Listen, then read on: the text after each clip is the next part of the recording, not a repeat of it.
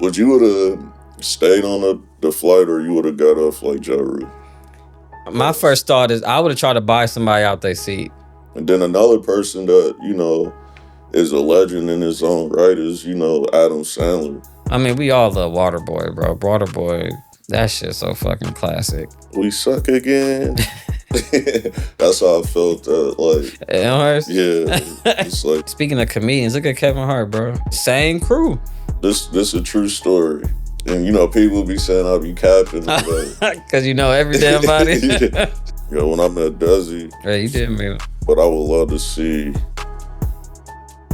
Cam Coleman and Desi Banks do some content together. Should be funny as fuck. Oh my God, it would be. And for introduction, like how do you want to come off? did that sound weird? Was that a pause? Can I get some candy, man? That might have been a pause. There you go. Appreciate it. Yeah, that's why I brought them. Sour Patch Kids. Mm-hmm. Holler at us. Send that check, cause I done spend so much money with y'all. I gotta stop eating candy, bro. I'm gonna slow down. I think that's the worst addiction, bro. I'm not. That shit. Whoa. I slowed down though. I was eating like a bag of Lifesavers a day. I ain't bought Lifesavers in like 2 weeks. No, you straight. I'm proud of myself. I walked past them at the grocery store and shit. I was like, I'm doing good. What's good, brother? Like, how man? How your week been going? It's been cool, busy, gigging. It's been cool though. It's been, it's in the 30s right now. It's like barbecue weather to us, nigga. Shit. It's been cold, but it's like this is normal cold. Mm-hmm. That single digit shit had me depressed. Like right now the sun's shining, it's 40 degrees. That shit nice, nigga. Like I texted you the other day, I'm like, it's Jeezy outside, man. So much white it'll hurt your eyes. Hey. Being in Indiana for so long, pretty much all of our lives, like, I feel like the snow in the winter is something that I could never really get used to. Like, it still piss you off and annoying. Like, it's time to travel. Like, it's time to go somewhere. I'm sick of the cold. Like, this shit, like 3 months of this shit and I'm cool, bro. This shit be lasting from like November to fucking April. Yeah. It's like, bro, like, damn, it's really wintertime half the fucking year. Yeah, and I like I haven't been riding like my motorcycle the past 4 or 5 years like that, but shit. It's just, I feel like you only got maybe 3 months to even ride it, to be honest. Yeah, you was riding to the crib a couple times just to get that motherfucker out the garage for a minute. Yeah. Like for me, like my favorite, place to go outside of, home is like Florida. Florida. Where's that? What's a Florida like city that you like? Or I like Orlando, but I frequent Miami. Mm-hmm. Miami it's Miami. I mean, it's kind of self-explanatory, but I got the homie there, so Jotty there, so I go there. I don't lost count how many times I've been there. What you like about Orlando more than Miami? I don't know. I don't think I like it more. I think I like it too. I don't like it more. It's like different vibes. Orlando is like, I would retire and move to Orlando. It's like a big city, but it's not fast, but it ain't slow either. Mm-hmm. But they got everything that any other big major city would have. It's beautiful weather too. I fuck with Orlando. Like if I get on, like if I was to retire, I see why people go to Orlando. I get it. It's a beautiful city. Yeah. I fuck with Orlando. But Miami kind of got my heart because that was my first time seeing the ocean, like up front, like up close. I ain't never been on sand and shit. That shit was different. Yeah. At nighttime too. That shit was kind of scary. Like dark, nigga. Like ain't no lights in that motherfucker. But it was beautiful. Like that shit got my heart. Like the condo that bro was staying in, him and his wife, Ned, shout out Ned. The shit like it's a penthouse. So you ocean view, like right by the ocean. So you wake up, you see the ocean, bro. That shit was spiritual. No. I fell in love with the city just off that.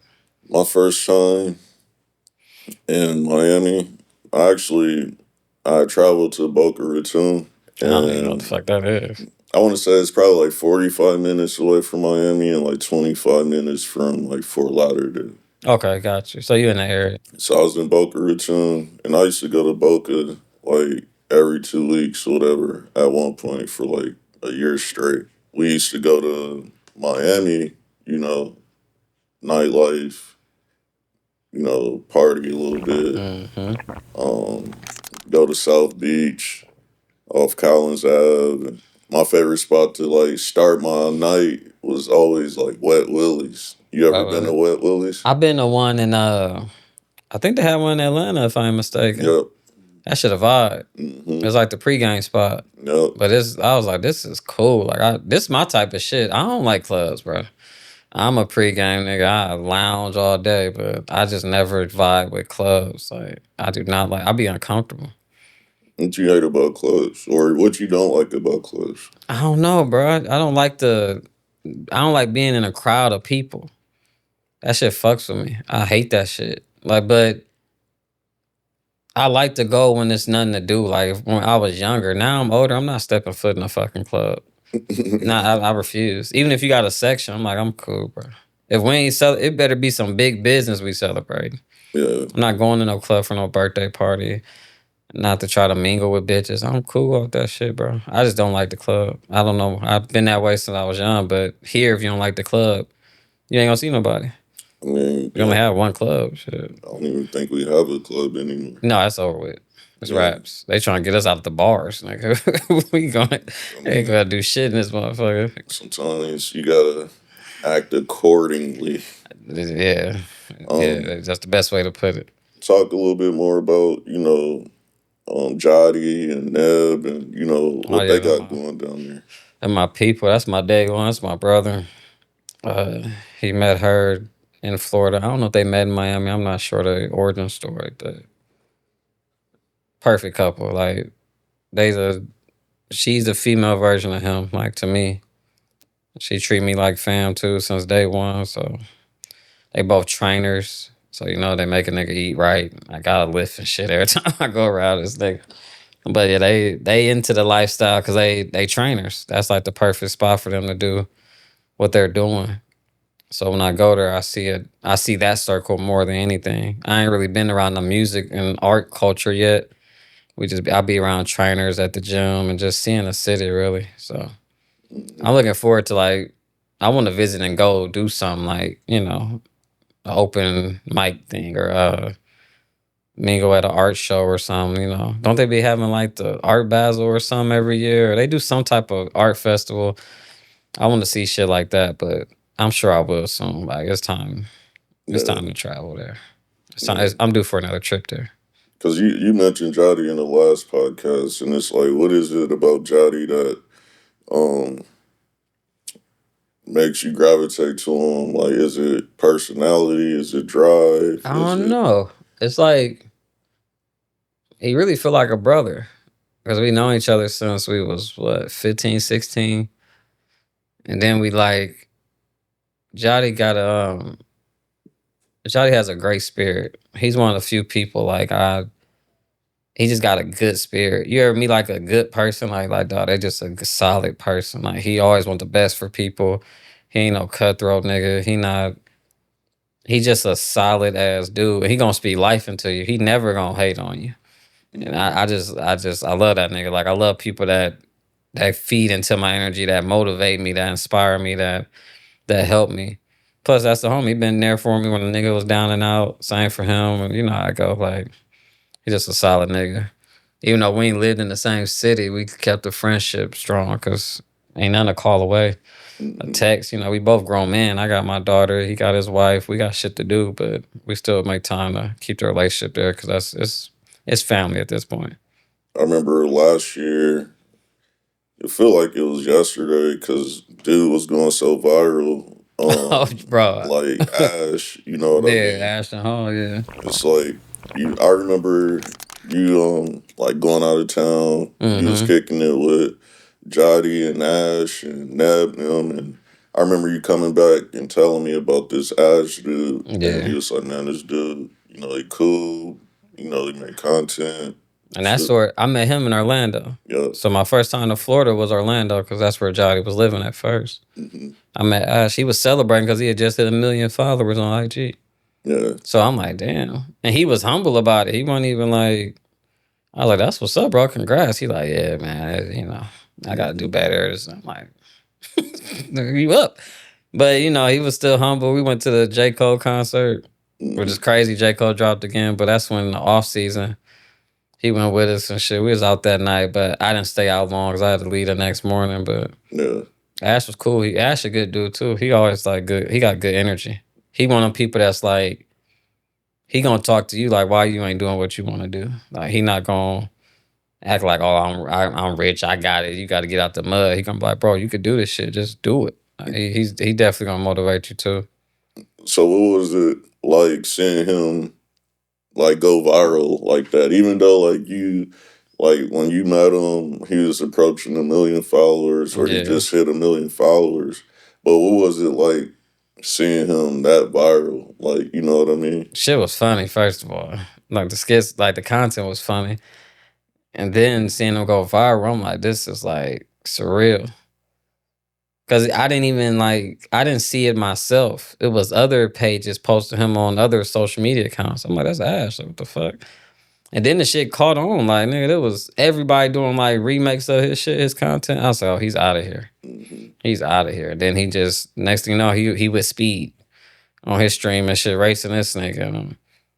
And the nigga really is fast. Like I know Speed might have beat him, but Ash is really fast as fuck. Like Speed a 5-star.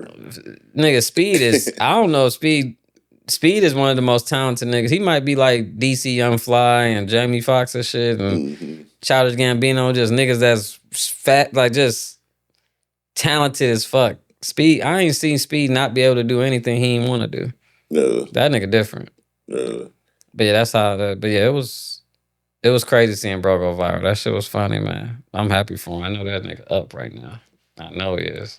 Being connected with people like that, whether it's, Ash or whether it's Jody or Neb or whoever the case may be, like seeing them live out their dreams. Yeah. And even though they dreams, it take a lot of work to get to wherever they at. And I'm sure wherever they at, they not satisfied. Mm-hmm. But like seeing that like up close and personal, like with you being a music producer, like how do that make you feel for your personal journey, knowing that you're talking and you're connected to people that is living proof that it can happen for you? It just shows it's attainable. Like it ain't far fetched. Sometimes when having certain dreams and into certain stuff in your environment can make it seem like it's super far fetched. I bet like shit, these niggas in the league and Tay on his way to the league, it probably seemed like when they told people that it was probably far fetched to people like, yeah, they might make it if they do this and that. But no, nigga, that shit is possible. And seeing them do it, and then they know what I'm into, and they talking to me like, bro, why don't you just go after it? They kind of simplified it for me. I'm like, well, I can't why can't you? Well, I gotta do this. I don't know. So do it. They be talking to you like, just seeing them and seeing you too. It's like just seeing y'all working y'all passion. That shit is dope to me. I admire anybody that's doing something they passionate about and they could eat off of it. Cause I seen y'all start, all y'all, well, not Neb and Ash, I didn't know them, but you and Jody, I seen y'all start and be like, man, I'm about to do this. I'm about to be a trainer. He's like, bro, I'm picking up this camera. And it's like getting out the mud. And I'm like, bro, who am I not to go after my shit? Yeah. And then it's like, we only get one physical life. Like, it's like, bro, go after that shit. Why not? Like, through my whole process, what I do obviously is visual audio, but it's like almost every project, whether it's Cam Coleman or Keys or the football, like the sports stuff that I do, like North and all that. Yeah, like I always like hit you up to try to like put your music on my project. Oh yeah, that shit mean more to me than you know. That shit mean a lot to me, especially when I seen that new North shit. That's when I knew. I'm like, oh, Qual is out of here. Like y'all see you getting better, just better and better. But that new North, I'm like, this is like, bro, is really he on some other level with this shit. But yeah, when you use my video or the music for they pod, that was I mean, bro, that shit meant a lot to me. Like for real, that shit mean a lot. Cause you be, as an artist, just somebody liking your shit mean a lot. When somebody just tell me they like it or you dope, bro, that shit mean the world to me. Mm-hmm. But if I can make money off it too, oh shit, nigga, it's like the best feeling ever. Yeah. It's no better feeling, bro. I can't describe anything better than that. Like, so, with you being in the music, and I truly believe you got like the talent, the knowledge, the wisdom, like to make it. It's just you just need that one situation that's something going. I feel the exact same way. What Miami artists would you like to work with one day? I don't know. That's a good question. I don't think I met them yet or know them yet. I think it's somebody that's gonna blow the fuck up from there that I ain't met yet, or they doing their rounds there now, and they got a name, and I just ain't in tune to them yet. Cause there's talent everywhere, and I want to get with somebody that's doing it. Like in that way, we can meet and just have that chemistry. They ain't got to be doing it like they doing numbers. I just want to get with somebody that's really taking it serious, and they got talent, cause that's all you need. And I'm like, I know it's somebody. I don't think I met them yet. As far as people that's on, I don't really know any younger artists. Rose from there, but Rose don't really do music as much as he used to. Who the fuck wouldn't want to work with Rose? But I don't know I really can't name too many Miami artists. That's why I think something's about to come from there. They got Florida artists. I think Nardo Wick from Florida. Mm-hmm. I think Kodak from Florida. I'm forgetting. I know I'm not naming. There's probably so many niggas I'm missing, but they got artists from there. I think Boston Richie from Florida, ain't he? If I ain't mistaken. I think so. Ain't like Hot Boy.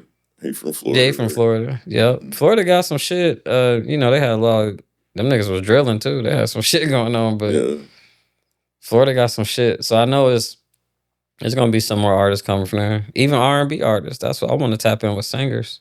Yeah. I feel like they got like the it's like an easier listen.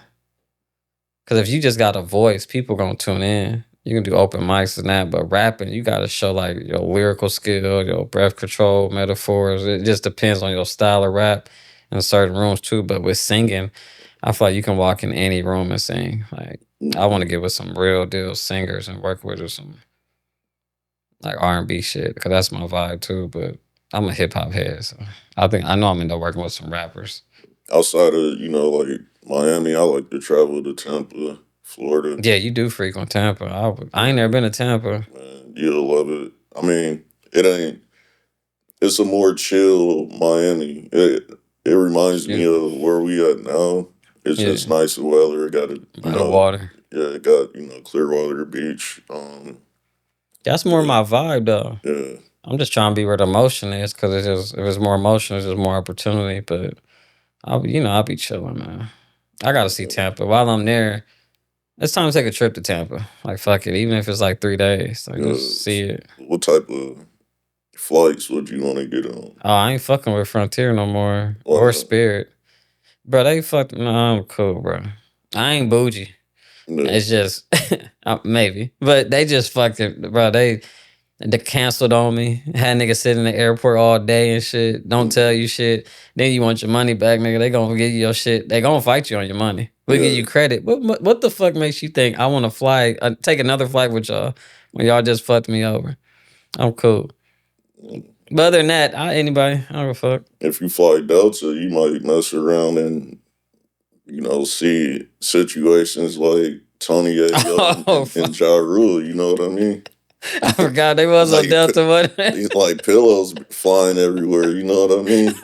It don't matter where the fuck you at. Niggas gonna nick. That's crazy, bro. That's funny. They was on Delta. First class too. It's like it's like part of the reason why we don't got no clubs here or bars here that's meant for us. Like niggas don't know how to talk. They don't people. I don't know if it's just our people or males or ego or what it is. We don't know how to talk a situation out or just ignore somebody. egos get to flaring, and like that Ja Rule shit is so crazy to me, bro. Like them being on the same flight didn't fuck me up, but his seat being right in front of there is like, bro, what are the fucking odds of that, bro? Yeah, which is crazy. Crazy, bro. I would have thought the shit was scripted. Like, is this real life? Like, but I could see the tension. Like, no, this is serious. Like, all right, I got a question. Would you would have stayed on the flight, or you would have got off like Ja Rule? My first thought is I would have tried to buy somebody out their seat. Like, I'll cash app you whatever if you just switch seats with me. So I ain't gotta be near these niggas because I'm going home. You know how bad, you know how it is when you leaving somewhere, you trying to get back to the crib. I'm not about to get off here and have to wait for another flight or whatever just because these two niggas on here that I don't like. But I'm not letting these niggas sit directly behind me. I'll be uncomfortable. But somebody probably didn't want to switch seats. And if nobody want to switch seats, yeah, I'm getting off that plane. I'm catching another flight. I'm not getting off the plane. You're not getting off the plane? No. I'm uncomfortable. I'm not getting off the plane. I'm uncomfortable, bro. I can't sit around these niggas. Cause now you ain't even, you on a plane, you trying to relax. Now your adrenaline up. You down there, you might not trust yourself. Like, bro, if this nigga say something too foul, I'm gonna smack this nigga. And now you really ain't gonna be on no motherfucking plane no more ever. So it's like, why even put yourself in that position? But it's like them niggas was, I don't know, that was weird. I told you, I'd have probably, I don't know, bro. You don't want to fight on no plane. You really gotta check your ego on the plane. Like, bro, that shit is federal too. That's why I can't believe they was even doing it. But I see why they did it. I mean, loyalty is a thing, and then like I understand it in the sense of the beef that been going on for like 2-3 decades. Yeah, and it's like people got shot, got stabbed, people bled over this. People died. People died behind the street beef of that shit. And it's like what 50 Cent said and many men, this beef ain't over. One thing about like Tony Yayo, like I'ma always have to commend like Tony Yayo because that loyalty is rare. Yeah, it's rare to find. It's rare. The gratitude that, Yayo showed 50, like, man, 50, like, we going here, people crack on him because he like, man, I had a duck lobster. Yeah, we in Morocco eating duck, like, this nigga, like, duck lobster. He be, it's like, you going to these exotic places, you eating these exotic foods. You seeing all of these different cultures. Bro, he was, remember when G Unit was getting hot? Yayo was locked up. Remember he had the free Yayo shirts and all that? I seen that interview. Yayo was like, Fifth gave him, when he got out, he had a meal for him. And a record deal. Like he sold 700,000 in prison or crazy. In jail or whatever. Bro, you would never cross nobody that do you like that. That's just real. So I can understand him seeing Ja and feeling away. Yeah. But I wonder if Uncle Murder wasn't with him and he saw Ja, would we even seen anything? Because Yayo, what Yayo's telling the story on Vlad is that Uncle Murder was the one who started saying shit. But he said Ja was talking to them. Like, Ja, like, we good? Like, y'all good? And Murder, like, why the fuck you talking to us? It just turned up from there, but I don't think, because Yayo ain't trying to get on that no-fly list. No. But I know he don't fuck with that nigga. But Yayo was saying, like, on Vlad, like, we not about to fight on the plane. He's like, I'm telling Uncle Murder, like, bro, chill, we can't. I don't think nothing would have happened. We probably wouldn't have seen no video. I think we'd have heard the story about Yayo on Vlad or they podcast talking about, yeah, I ran into Ja Rule, this and that. But he was scared or whatever, but Uncle Murder made it go viral. At what point, like, I understand, like, beefing and seeing people as enemies and all of that, like, but at what point do you grow up or we grow up, you know what I mean? Considering the situation, like, yeah, I don't mess with you, you don't mess with me, like, it is what it is, but at the end of the day, it's like, that's like high school stuff, you know what I mean? Bro, like, I don't get it. I feel like it just takes too much energy to hate somebody. Even if I don't fuck with you, I just don't gotta fuck with you. But to go out my way to argue with you and shit, what the fuck we doing all this bickering for, bro? Yeah. They all just saying, you a sucker, suck my dick. You a sucker, you suck ass nigga, y'all police niggas. Like, Yeah. what, y'all be throwing insults at each other like kids, bro? Man, if y'all niggas don't sit the fuck down, buckle up, I'm gonna do the same. Let's get back to the crib, bro. No. But it's like you said, that's a real beef. 50 almost got killed. Yeah. So if this nigga crew almost killed my nigga crew, I'm definitely gonna always look at you away. But I don't know. I guess it's some people it ain't over. You see, 50 ain't had nothing nice to say about her, even when he died. I'm gonna be honest, like I never like when you go back, I always been a 50 fan, a G Unit fan. It's like my brother Kareem, Like he love Banks. like a Lloyd He Banks love fanatic. Banks. Yeah, he love Banks. And like so through all of the drama and the beef and like whether the highs and lows, it's like always been a fan of 50. Like and like 50 always been labeled a bully, but when you really process what's going on, it's like 50 really don't be bothering people until they bother him. You know what I mean? And then he petty, so he don't stop. Yeah. Once you say his name, he on your ass. You right every time. And it's like every time. So like I say all of that to say like I don't think I've really ever heard 50 lie before. You know what I mean? Yeah. It's like I don't think I ever heard him lie. In a sense of like when he gone like say 50 going to Breakfast Club, Charlamagne, DJ Envy, they're asking these questions like 50, man, what happened, blah blah. And then when you hear 50 break down the issues, it'd be like, oh, it makes sense. But because it's not normal for people to be like, what's the word I'm looking for? It's not normal for people to be like confrontational, I guess. Yeah. Like, you know what I mean? It's like sure. a lot of people bite their tongues. Like that's something that 50 don't do. No. Man, them niggas blackballed him. Yeah. So even if we had our street beef, y'all was stopping me from signing record deals. Eminem had to come get this nigga. It's like that's crazy. A Detroit nigga had to come get him out of New York and sign him to a West Coast label. All them labels in New York, nobody would fuck with him. Like they was really trying to end 50. I kind of understand why he feel the way he feel, but it's just like I'm just over this shit too. You know what I mean? I'm just tired of. The video was funny. I'm like these niggas real deal hate each other. I've never seen a beef last this long. Niggas usually either piece it up or just stay out each other way. I don't know how these two niggas keep seeing each other. They just punched on Jai at the fucking Monica and Brandy concert. Oh, really? Yeah. And then I heard that Monica boyfriend or manager is tied in with G Unit.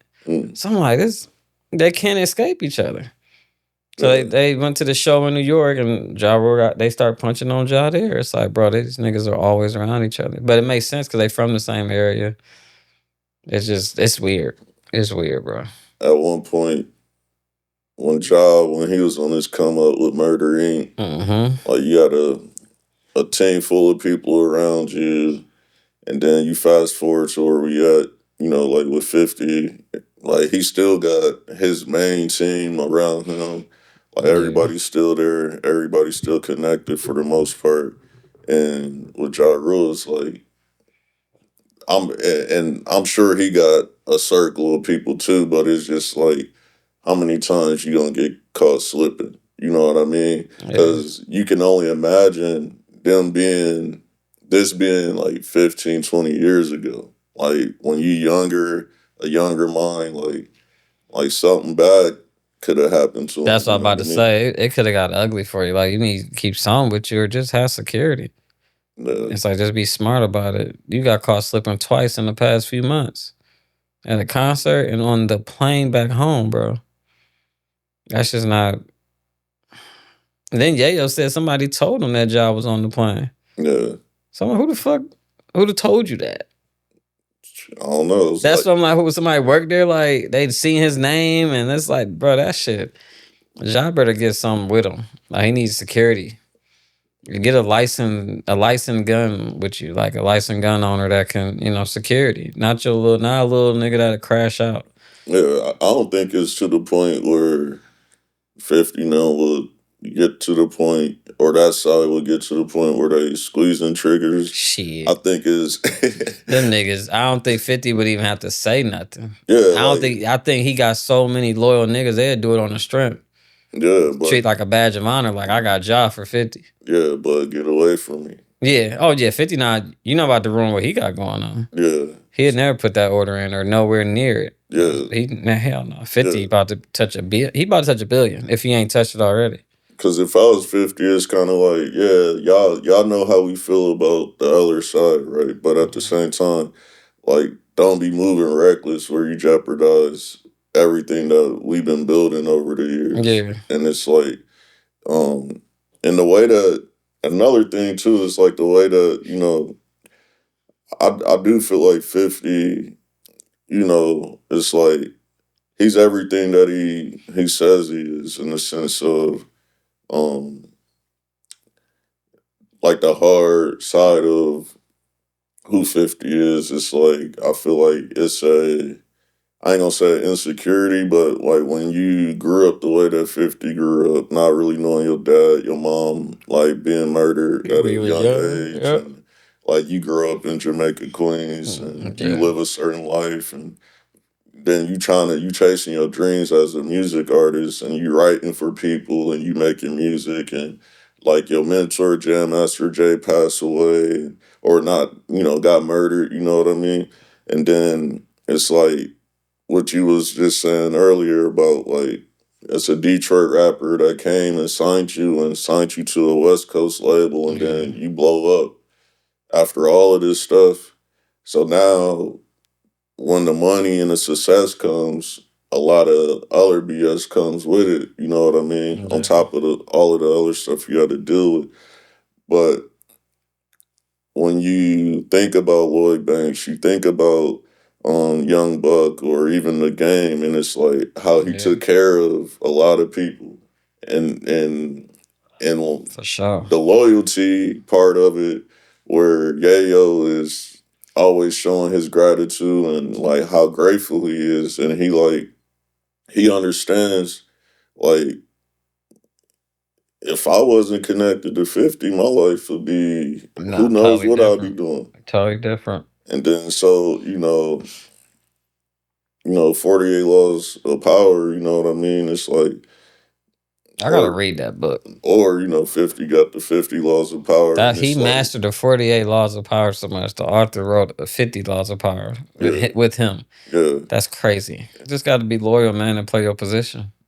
You go back to what we said a couple pods ago. Just when you got a team, everybody want to be the man. But when you got a team where, if you look at all the championship teams in any sport or solid teams in music, bro, they got everybody that plays a certain role, and they play their role very well. There's no ego or nothing, because when everybody playing their role and they playing it right, you have no choice but to win, bro.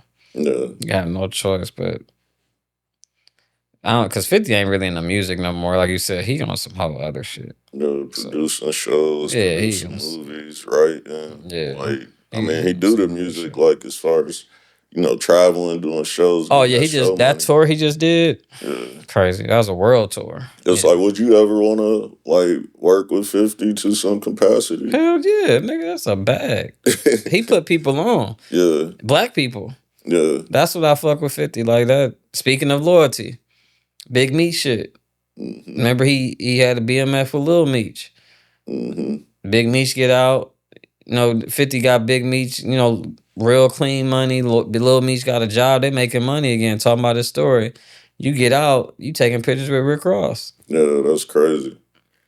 And then I kind of see both sides, because Meech probably like, I got a relationship with Ross. And I'm my own man. But 50 like, I don't fuck with that side. And you see what I done for y'all just on the strength. I didn't have to do none of this shit.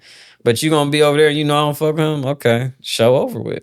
And that's why I asked you, would you ever do music with 50, knowing the fact, like, once you connect with him, it's like you choosing sides. Oh yeah, but I told you I'll draw my line in the sand any day. I'm gonna choose a side type nigga. I'll never play in the middle. Yeah. If I fuck with you, I'm fucking with you. Fuck the other side. Yeah. I ain't gotta like get into it with the other side, but it's fuck the other side. You won't see me over there. Yeah. I can't play that in the middle shit. Cause you play in the middle, you playing yourself. Mm-hmm. Now both sides don't trust you. You just pick a side. Yeah. Like you gotta pick a side. Yeah. That's just me. That's how I feel. Yeah. Like me personally, like it'll be a dream to work with 50 for sure, especially in the film space. And, hell yeah. Let me act, give me a little role or something. Or let me produce some music. That's royalties, residual income. Let me get sync licensing. Yeah. It's like you can produce music for shows. Let me do the theme song to the next show you doing. I know he about to. Didn't he buy like his own little studios in Louisiana and shit? Yeah. So. Yeah, probably. I'm telling you, he gonna be competing with Tyler Perry for sure. Hell yeah. You know what I mean? I'd rather watch a 50 Cent show than a Tyler Perry movie. That's just me though. Yeah. I don't want to see that Tyler Perry shit. No I disrespect. feel like I get what you're saying. Like I just like it because, for both of their situations, like you said with 50, it's like 50 putting on. Facts. That's what I gotta respect Tyler Perry for that. And then when you hear like the different actors that work with Tyler Perry, and they like, man, this is the most money I ever got paid for. Changed my life. I see somebody saying they still getting checks for movies they did years ago with Tyler Perry. Like he definitely put black people on. I always respect him for that. His type of movies just not my cup of tea. Yeah, and then when you really break down like sales and how to, like what your market is, you know what I mean? It's like he came up, he was homeless, he was writing plays, he was doing plays. His plays went viral before it really was a thing. Yeah. Every barbershop had him playing. We all had the bootlegs. Yeah. And it's like, so he built a core audience, which off, like the Medea situation, and but when you know how people react to certain situations in movies, and it's an art to like writing movie scripts and getting people to. You ever find yourself, crying watching a movie or watching a show? Hell yeah! Now that I got older, I don't know what the fuck it is. Since I've been about 34, I get emotional with certain scenes. I'm like, what the fuck? I'll be caught up in it. Yeah, that shit is crazy.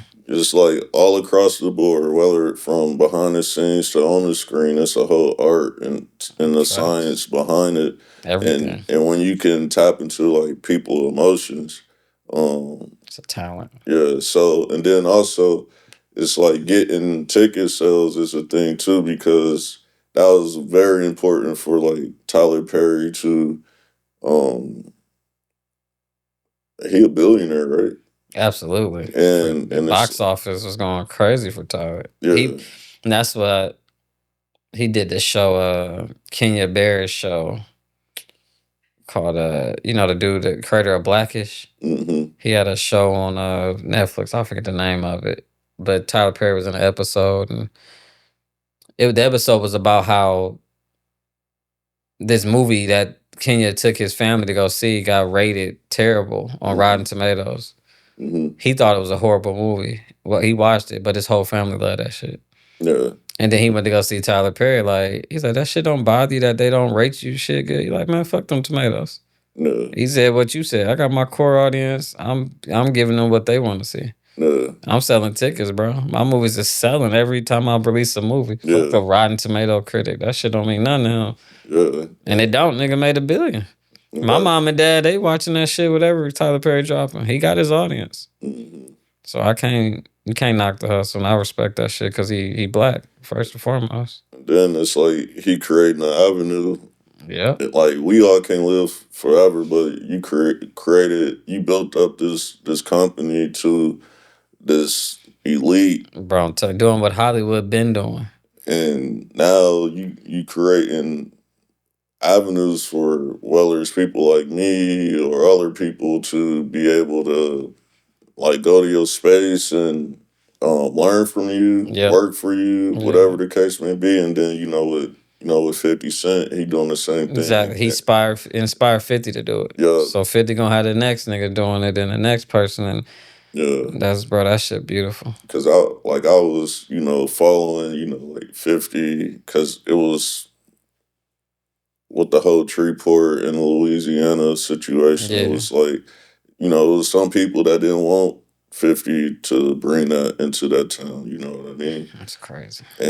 But I believe like 50 is going to increase like the revenue. That come. Jobs, all Yeah, that shit. and then another person that is a legend in his own right is Adam Sandler and his Oh and man. his team. The loyalty between everybody when it comes to Same cast. yeah, Every movie. Adam Sandler is a living fucking legend, bro. mhm, A legend. Like that nigga is funny. Same cast. It's like I didn't catch on till later. yeah. I didn't catch on to like Grown Ups too. I'm like, he used the same people for every movie.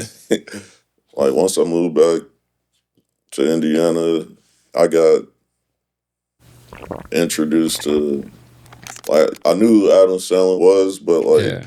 going to the school that I went to, it's like super majority white, and you know what I mean. So Oh yeah, they like own that. it's just so you spending time with like people that's not from your culture, and like you go to their house and they got on like Billy Madison and Bro, I grew up watching on remember this before streaming.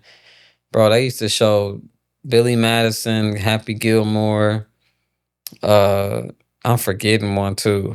It wasn't Big Daddy. They showed that a lot too, but Billy Madison, Happy Gilmore. It's another one I'm forgetting, bro. I can't think of it. Waterboy. mm-hmm. TNT and TBS. All day, every day, bro. They show the same movie. That's when I first saw it on TV. I think the first one I seen was Billy Madison. Yeah. And you think of the script, bro, that's funny as fuck. Nigga starting over, doing all these grades so he can take over his father company, bro. Rich Mm-hmm. ass spoiled kid ain't never worked a day in his life, bro. That shit funny as hell. Mm-hmm. That shit funny. Chris Farley, rest in peace to Chris fucking Farley. He was part of the crew. You think about Chris was been in more movies if he ain't, passed so young. That nigga's What did funny. Chris Farley pass away from? Was it an I think overdose? he OD. I want to say he OD. I seen his Dark Side of Comedy, man. That shit was sad. That boy was turned up, bro. They show him on SNL when he do skits and shit. He was Mm-hmm. turned up. Tommy Boy, that shit was hilarious. Tommy Boy. That shit was hilarious. But yeah, Billy Madison. What Was you think was your favorite Adam Sandler movie? Like the one you probably like. If it's on TV, you'll tune into it every time. it's crazy. I was just about to ask you that. For real, that is crazy. I swear. My favorite Adam Sandler movie would probably be um probably Happy Gilmore. Like the Yeah, first one for sure. yeah, that second one was like a reunion. I was like, Yeah. that shit wasn't. That was for fun. Yeah, it was still cool though, cause it broke some records on Netflix, and then me, Yeah. I'm a big Cameron fan, seeing That was fire. seeing I was like, Cameron. oh shit, they out of here. Like they always been out of here, but I'm like, that is crazy. Like Adam Sandler always been tapped in now. Uh-huh. That nigga can. I would probably. You said Happy Gilmore. That's my shit. Yeah. That nigga told what he told the nigga. He's like, the price is wrong, bitch. Was it Bob Barker? Yeah. He was fighting a nigga on the golf course, bro. That shit hilarious. Mm-hmm. And Chubbs, With the fake hand and yeah, shit. He's like, yeah. it's all in the hips. That shit used to, bro. That shit funny. But it was like he was trying to, get his grandma out the nursing Yeah, and home. bro, he You was remember grinding that? for a reason. Yeah, hockey teams wouldn't take him. But I think you said Happy Gilmore. It's up there. I like Big Daddy, bro. Yeah, Big Daddy was. Big Daddy type movie make me cry now on some punk shit. Like, cause I'm emotions with kids and shit. Anything with kids now makes me cry. Yeah. I think since I have a daughter now. Before that shit never did that, bro. But Big Daddy is like I think that's his best written movie Why you say that? because it had comedy and drama in it. I feel like his acting was the best. Whoa, hold on. In his movies, I'm talking about movies he wrote. I feel like that was his best acting job in that movie. Mm. He showed like comedic shit, and he showed like true like emotion. Mm-hmm. You could tell like, damn, like, you felt like he really loved that boy. Like that shit was fire, bro. Like Big Daddy was that shit. That's a classic movie. That shit should have got some Oscars or something. You know a movie? Another movie I like was like Bulletproof. Oh, that's my shit. See, niggas don't know about that. That shit funny. You talking about Damon Wayans, right? Yeah. That shit funny. Mm-hmm. That shit funny. Man, Adam Sandler had a nigga, the 90s, he was running shit. He was. He was running shit. I feel like I'm forgetting the movie. I mean, we all love Waterboy, bro. Waterboy, that shit's so fucking classic. We suck again. That's how I felt. Like, yeah, it's like that nigga. Remember his mom was faking sick. Uh-huh. That nigga was like, "Hey man," he said, "I'm sorry, y'all. I can't play. Mama's sick." That nigga was like, "Well, wake her ass up. We gotta win tomorrow." Yeah. Like, nigga, what the fuck you talking about? Mama was on some shit. And like within that movie though, it was a lot of that. It was a lot of funny stuff, but within the funny, it was a lot of truth within that. I'm telling you, it's like just shit. Like the one coach for the other team. It's like cocky, arrogant. We the best. He said, "You ever seen championship ring?" He was talking shit the whole movie, bro. It's like and then it's like when they became good, it's like he got nervous. So now I'm about to, be on some other shit. Like use my weight to win, whatever. Try to get him up out of there. That shit was crazy. Then because then Waterboy coach, then he used to work up under him or something. Because he was like intimidated by him and shit. That shit be crazy. He had the playbook. And like he took his playbook and shit. Yeah, that shit, bro. That shit's before his time. But that stuff be happening, like people be. They can't make movies like that no more. Yeah, it won't be as original. Like that was that shit. Adam Sandler, man. His whole crew is like Chris Rock, Rob Schneider, David Spade. Mm-hmm. I'm forgetting them one dudes, man. It's two dudes. I don't know their names. The one dude always play like a cockeyed dude. Yeah. He funny as fuck too. And then the other dude, I forget his name, bro. He was the one he was giving Waterboy a hard time when he first got on the team. I think it was the quarterback. Yeah. He didn't like Waterboy at first, but they got cool at the end. He always in all Adam Sandler shit. Seeing people like Adam Sandler, seeing people like 50 Cent. Yeah. It's like inspiration. It's like, man, you can like really do some dope stuff with people that's like close to you. You know what I mean? Yeah. I'll say it again, bro. Your team is you. Your team gotta be solid, bro. I ain't seen nobody get on that didn't have a solid ass team. Speaking of comedians, look at Kevin Hart, bro. He with the same niggas, bro. Remember the Plastic Cup Boys and shit? Same crew. Like I remember this a true story.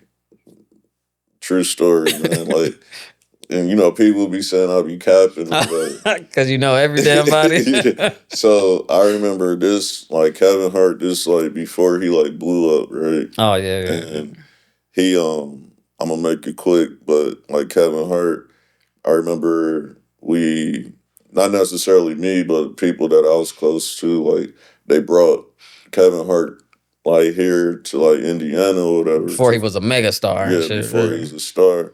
And like basically they was throwing this comedy show, like I'm trying to help them promote it or whatever. Yeah. And I promise you like 10 people showed up. Where was it at? This was at IPFW at the time. At one of their halls? Yeah. Oh shit. And so that looks bad. Yeah, so like basically like Kevin Hart, instead of doing like a show, it's kind of like a meet and greet type of vibe.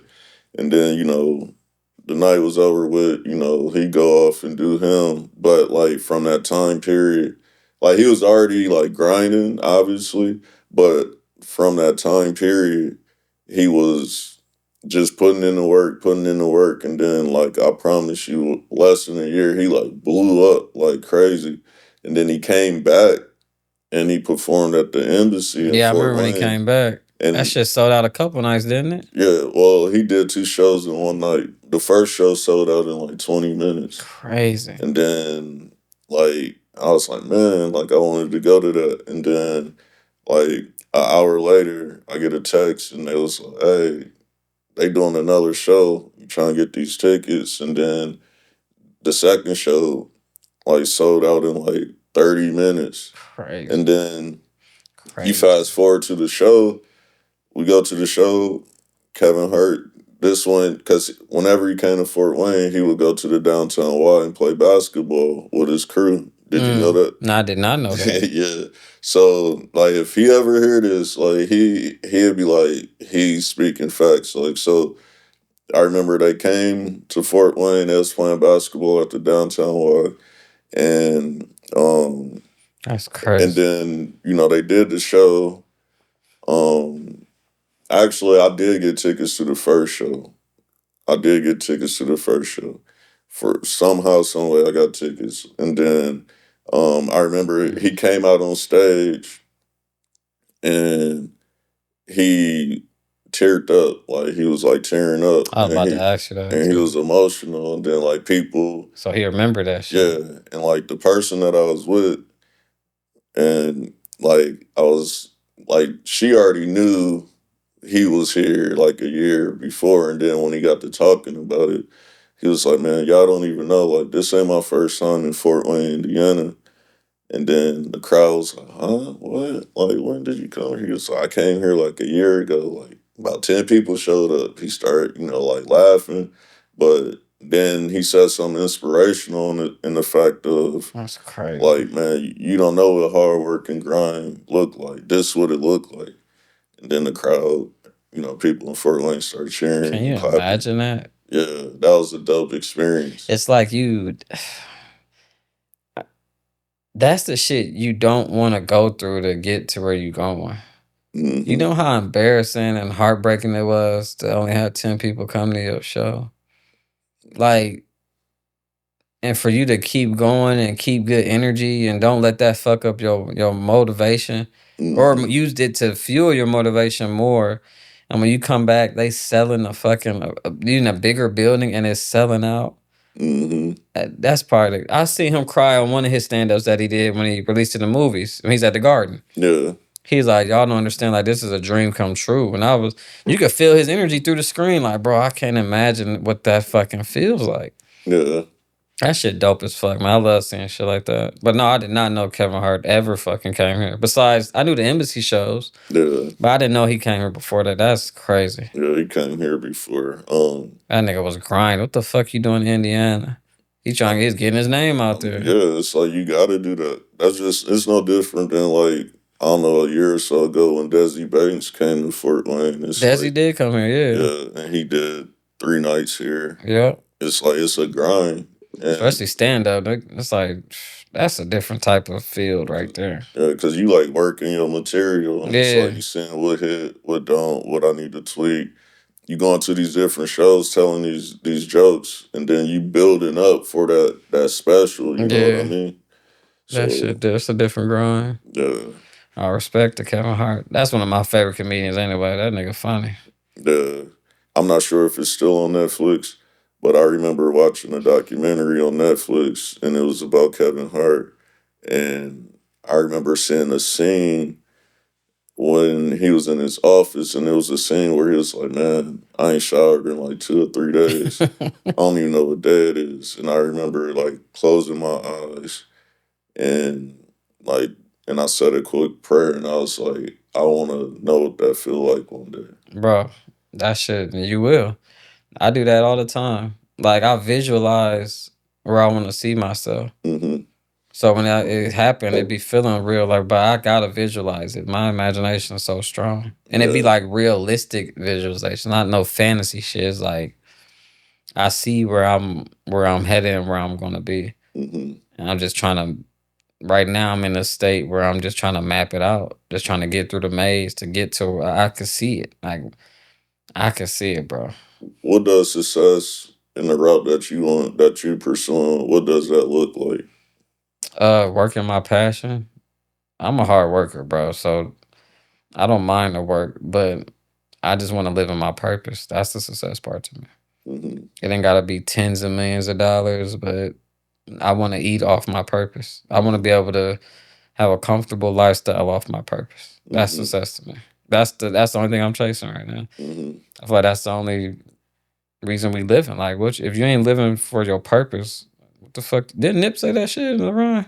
Yeah, probably. If you ain't trying to chase your purpose, you wasting air. It's like, Yeah. what are you doing? Mm-hmm. And some people have a hard time figuring out just what their purpose is. I know what my purpose is. I'm just trying to live it.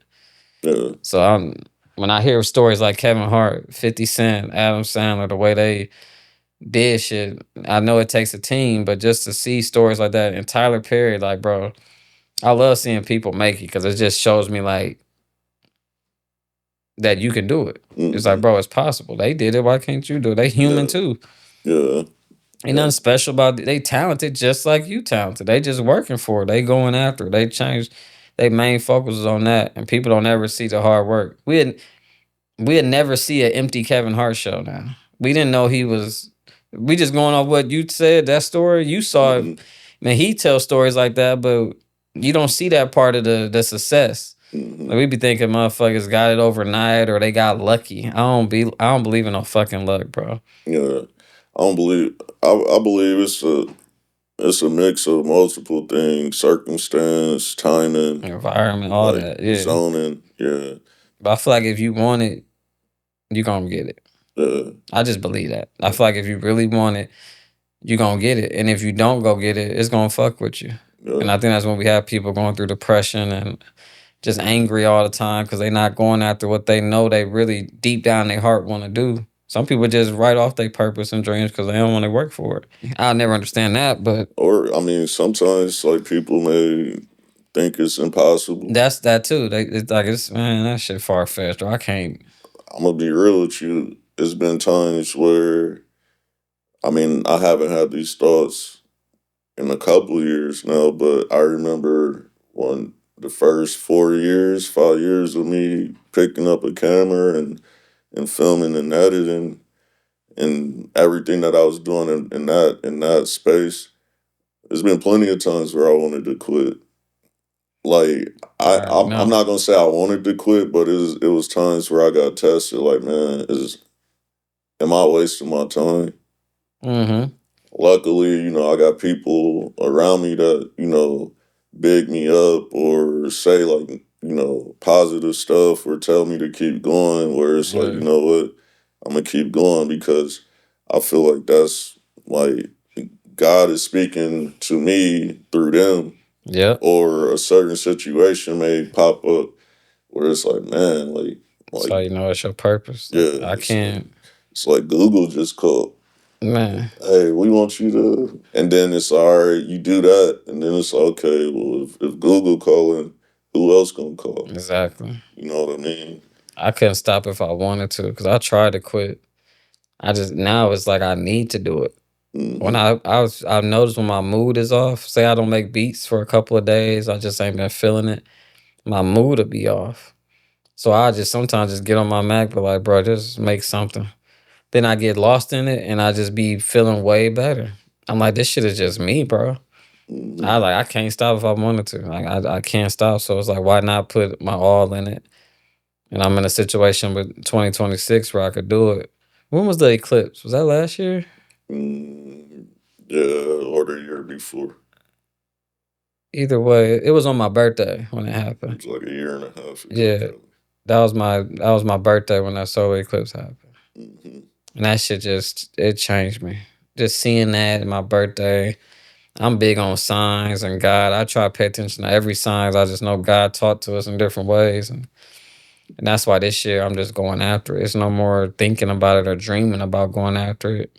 It's scary, like actually about to go take the path, but I need this, bro. Like I need this shit like air. I can't keep doing what I'm doing, not chasing my purpose. I gotta be working on my purpose. So it's just real. I respect everybody that do. Yeah, because I mean, like you spoke on like like Nipsey and like whenever I think about Nipsey Hussle, like the first word come in mind is the marathon. You know what I mean? And my dad used to always point stuff out randomly. Like we'll be watching track meets on the TV, and he'll point at it'll be the 100 meter dash, right? What do those athletes got in common? Like, they fast. Like we kids, they fast.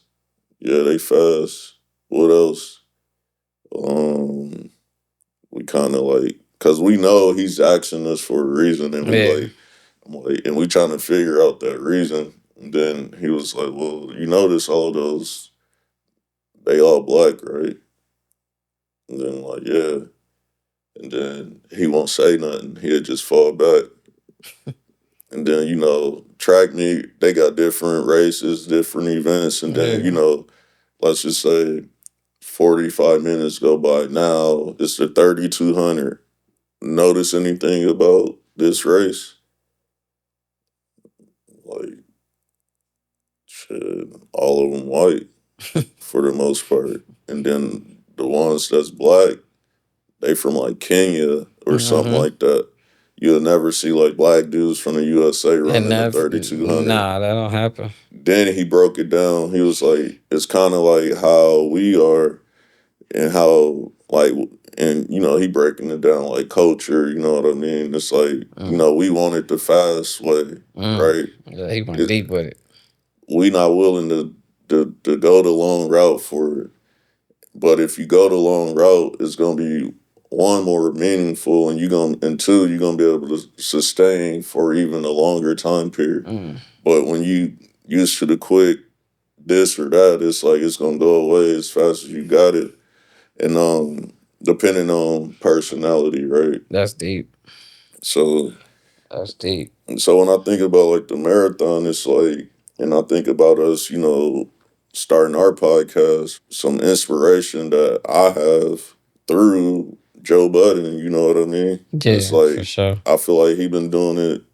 I don't feel like he's been doing this forever, for a long time. At least over 10 years now. That's what made me tune in. I liked his music first. Yeah. So I started watching a pod, but I was seeing clips first. And so you ever went back and went to his very first episode?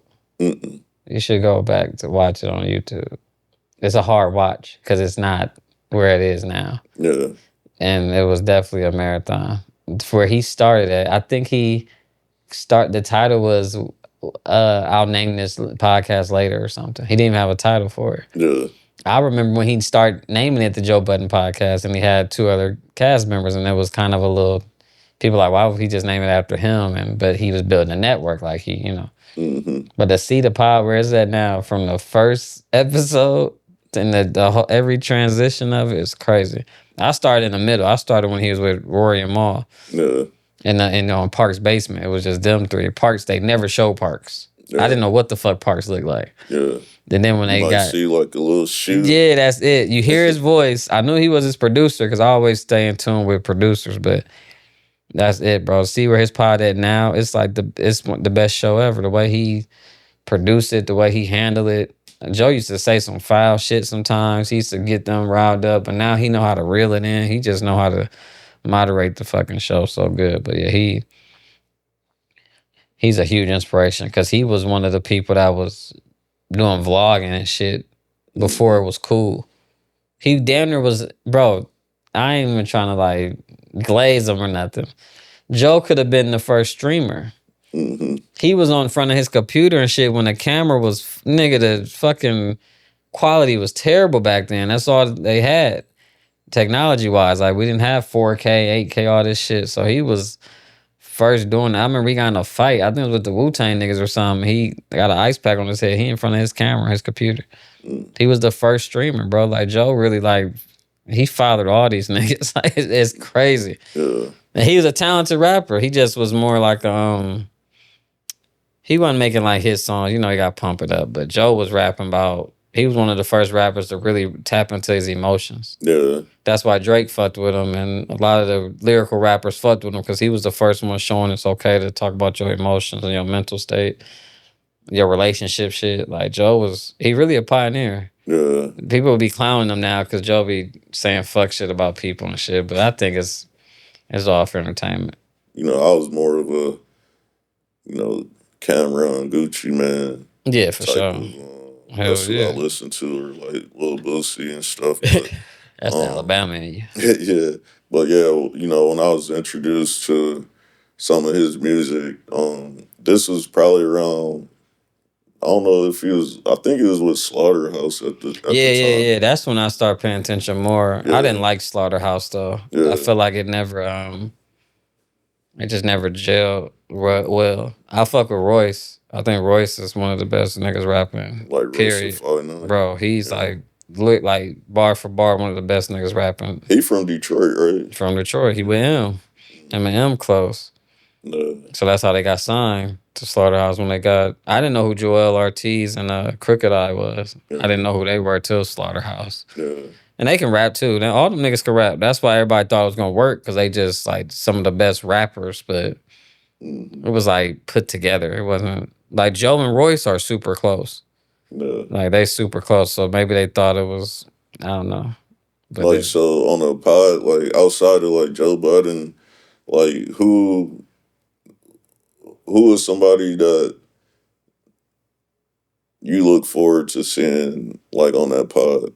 I fuck with every cast member, really. Mm-hmm. It feel weird when one of them ain't there. Like, I fuck with Ice because Ice be on the music shit, and Ice kind of more like to reality. Yeah. I fuck with Ish. Ish like the OG to me. Yeah. Like the uncle or the big brother that been around, that done shit, give you game. I fuck with Ish. Flip is us. Flip our age. Yeah. Flip is funny as fuck to me. Like Flip is funny as fuck. Flip keep them like in tune. Yeah. But he ain't young like a YN, but he just younger and he funny as fuck. Parks my nigga. I like Parks is funny as fuck, but Parks the producer. I'm always gonna side with the producer. Like, Yeah. and who the Mark? You know that smart ass nigga. He just he was. When Joe first added Mark Lamont, I'm like, I don't know how this gonna work. I thought he was like a uppity type nigga. Yeah, because like seeing. Yeah, I'm like this. I was like, I don't know what the fuck Joe trying to change this show into, but that nigga just like them, bro. He just very wise, educated. Mm-hmm. I fuck with him, like. And then they got Mona, Yeah. she funny as fuck. She always been funny. I remember she was on Gilly and them shit. Yeah. She funny as hell. I miss Melissa Ford though too. Yeah. I like Melissa on there. Yeah, I do miss Melissa Ford. I miss her just seeing her on the show. But Melissa was fire. She was cool because she kind of softened the room up. Mm-hmm. Just that female perspective. I think she'd be dope back on the show. I don't know what happened with them, but I think her with another female like Mona, I feel like it'll take the pod out of here. I feel like she just needed another female perspective. Yeah. She can't really joke like Mona can take a joke and give a joke. Mm-hmm. She would have had Melissa back on some female shit. Cause I ain't gonna say they was wrong with some of their points, but they kind of would gang up on her without trying to, cause they all just got a male perspective. Mm-hmm. And Melissa would take it like personal, and then she couldn't get her point out. And then it's like, now it's tension. Now the energy off. I could kind of tell. I'm like, Melissa ain't gonna be on here much longer. I think she chose to leave. I don't think Joe would fire her. No. But I think she should go back. When did she start her own podcast? Yeah, she started with Joe. While she was still doing Joe shit. I think he down there encouraged it. I don't think it was on his network, maybe. Yeah. But she was cool with her shit. It's just like interviewing, though. It wasn't really potting. Because, like, for me... Oh, we forgot about Imani, too. The light-skinned nigga. He another cast member. You don't even... Well, he on a Patreon. Yeah, I don't you know what I'm saying? He do the main one sometimes. Yeah. You'll see him. He cool, too. He a singer. Him and Joe been close for years. Yeah. So he must be there, like, cause when they be talking and clowning, you can hear people in the background and stuff. Like you hear Corey, that nigga laugh. That's like Joe, like right hand or security or something. Yeah. But his laugh makes shit funnier. Mm-hmm. Joe will say something, and you hear the laugh in the background, bro. That shit funny. Yeah. And he got he be having somebody else on there. I'm forgetting now. I said Imani. He be having somebody else on there. I can't remember though. I know I'm forgetting somebody. He about to add Surf on there. You know who Sue Surf is? No. Okay, he a battle rapper. but he's a rapper too. He's like the first battle rapper that makes good music to me. I mean, you see him, you know what I'm talking about. yeah. You probably heard me playing him too, watching his videos and shit. Surf. I think he get out this month. He got out of prison. He gonna be on the pod. That's like Joe, little man. But he grown man. But Joe is his big homie. Mm-hmm. And so Joe already said he gonna be on the pod. He got some episodes I'll show you. That nigga funny. But yeah, I fuck with him. What was you saying? We was talking about something. I cut you off. Oh shit. I forgot. It was probably something about, well, what I do want to ask is, for people like us, like, this is the beginning for us, but with the podcast industry, it been took off. It's people that, planted their seeds early on. Yeah. When you think about Joe Budden Podcast, or just Joe Budden in general, like, where do you see, like, Joe Budden in the history of, like, podcasts so far? Like, is he in a Mount Rushmore podcast? And nigga, he's the one to me. I think Joe the GOAT. Like Joe over like Joe Rogan and all of them? For me, yeah. That's my opinion. I watch Joe Rogan if he got a certain person interviewing. That's what Joe Budden got over all of them. Mm-hmm. He don't have to interview nobody. Yeah. So when he interviews a guest, it's a bonus. Yeah. But the way his crew can ask questions and it flows so smooth, no other podcast can do that, bro. Yeah. Other podcasts always interview people, but the way they all do it is fucking flawless. But Joe don't need a special guest for his show to be going. Yeah. He could have 3 of them up there. Say everybody call off and there's just 2 other people, show going on. Yeah. I don't see too many other podcasts that could do that and still be entertaining. Yeah. Joe just know how to pick people. I don't know. That's his talent too. Knowing who to put together in the room and who not to put together. Like, that's why the Mount Rushmore, I would say it's a Mount Rushmore and Joe on his own shit on his own. They call a nigga the Podfather, bro. Like, and everybody would give him his flowers because, bro, he took this shit to another level. He had the vision way before it happened. I knew he was gonna do something big when he had that shit with academics. When he's watching Everyday Struggle, I'm like, Joe about to be on some other shit. Like, he took it to another level and he owned it. That's what's scary. Like, he had to deal with Spotify for a minute. I think a few years but I think that helped him just get the funds to own his own shit. Now that nigga, bro, Joe about to take it to another. You see all these podcasts on Netflix? Yeah. You ain't see Joe on there. I wonder why. Ownership. I think Netflix probably want a piece of his shit. I don't think Joe giving up a piece of his podcast for shit.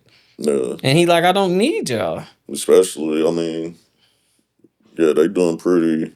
They don't need no Netflix now. Yeah, like, you really don't. And it's like, especially, it's like sometimes less is more, you hear Jay-Z say that. Yeah. And sometimes, like, I just rather not deal with the headache. Yeah.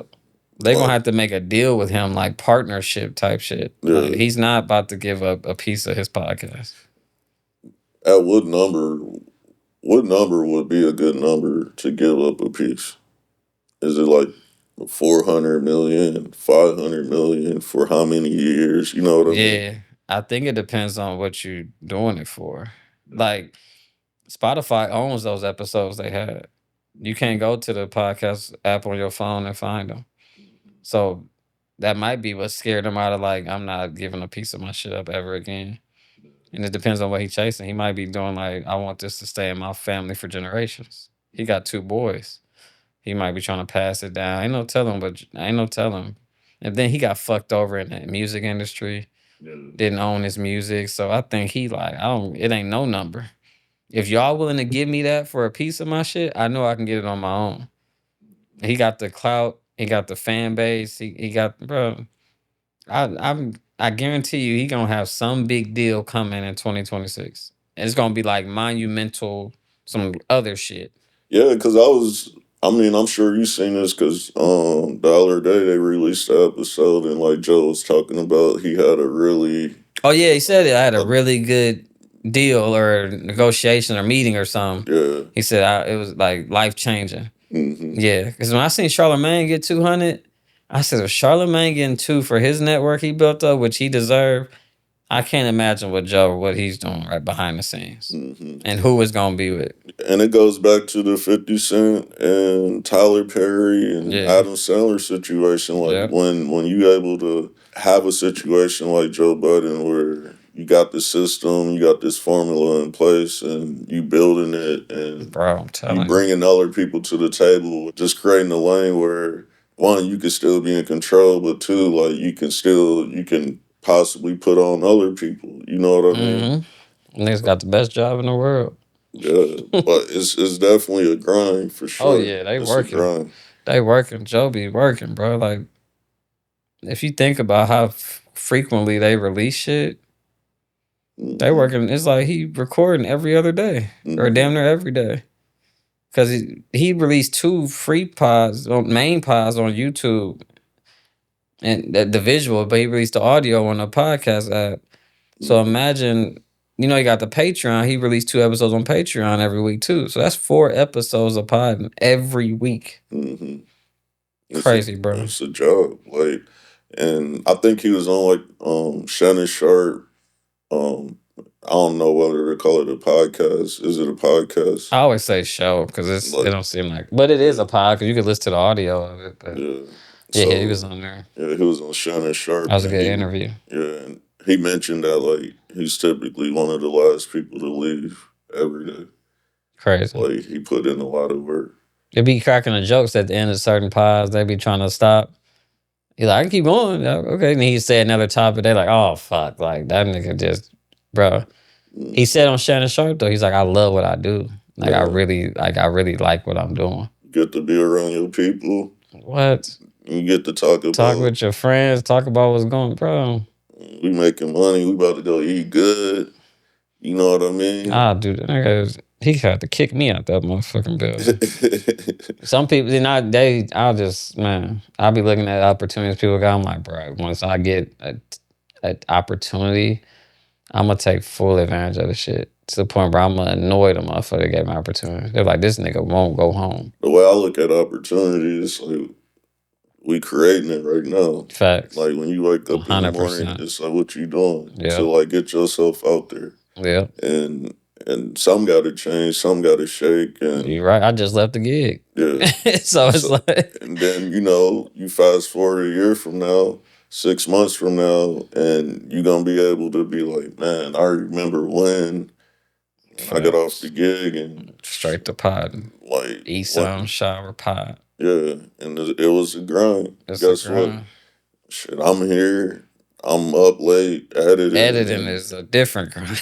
Because it's like you got all my respect, brother. Yeah, because I be like, this is different. Yeah, because I mean, I got my own clients to worry about to edit their stuff on top of editing the stuff that I'm passionate. You building, yeah. So it's like that discipline to like get up and work towards something, and you may not see the results right now, but eventually you will see the results. It's a good feeling too, bro. It's really like you sleep better. When I set daily goals. I don't set I used to think too far ahead. I'm like, let me just focus on today.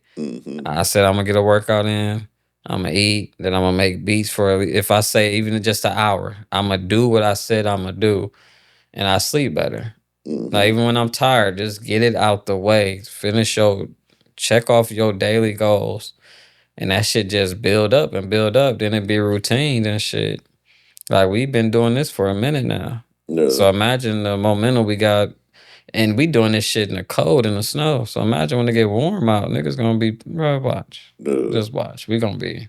Yeah, because I got some ideas on different locations. I already know you do. I was thinking about shit. I'm like, Quell set some shit up anywhere. Yeah.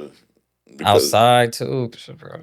Because I like honestly, like when we play this back, like I don't want this to be a situation like where we started something. Like I want to see this through. Because it's like when producing a pot for other people and you to be this close to make money off of it and people just quit. Yeah. It's like, imagine where we would be at right now. That shit will fuck with you. Yeah. You're like, I gotta see this one through. And it's like, I done invested so much.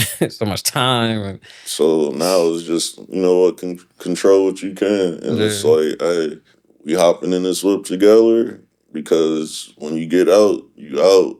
You know what I mean? Facts. And it's like, we ain't getting no younger. Nope. That's why I don't never try to put money in it when I'm starting something. Because you won't do nothing then. You ain't gonna start off making money in what you doing. That shit, it just ain't realistic. You gotta, people, especially in these times, people gotta wanna pay. Like, what do you bring for us to pay you? Like, what do you do? Like, I'm getting $1 seems a little harder. So it's like, man, you gotta be consistent. I just feel like consistency is everything, bro. And because I've been a hard worker all my life. I feel like the hard work comes easy to me. Cause I can't just sit around. Like, my mind can't be idle. Like, I can't just be chilling, bro. That shit. I'm a dreamer too.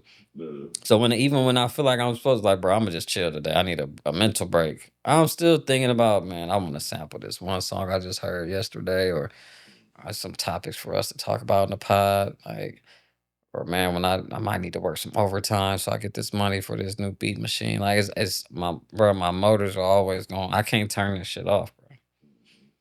And it's like, I'm just trying to set an example too for my baby and just people. Just, bro, I'm like, let's get to it, bro. Because, I mean, it goes back to what my brother said on the last pod. He was like, we seen our dad quit his job and start working for himself, and he made certain sacrifices. So, like, I wasn't there for the early on. Like, I came along once he already established his business. So, but coming from, like, the projects to living with my dad, it was like, damn, like, I was in the gutter yesterday. And then my life changed overnight. That's crazy. And then it's like seeing my dad get up. Like, it wasn't like he was getting up like 9, 10 in the morning, but, you know, most people getting up 7, whatever, rushing to work. And it's like he worked for himself. So, like, seeing that. Yeah, that would do something to you. Yeah. And see, I never seen it firsthand. My parents always had a gig. They retired from their job. I seen my dad stressed from his job.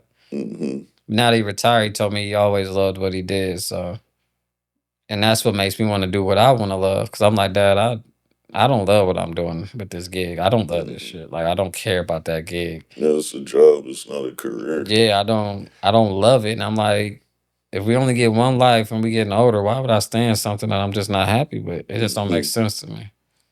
Yeah. So I gotta take that leap, and man, it's time to get to it. It's just time to get to it. Man, time is now, buddy. I low-key don't want to talk about Jeff Teague.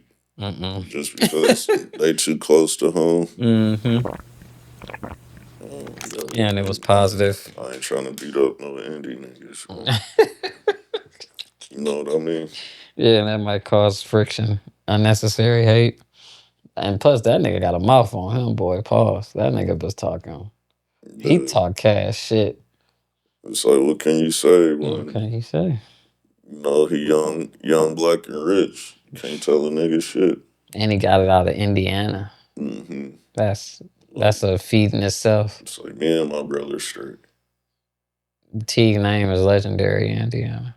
Like, everything that he's doing now is like, man, this is fun. This like straight for life. I don't think he knew his shit was going. I think he thought he had something with them because the two guys he got with DJ and B Hen.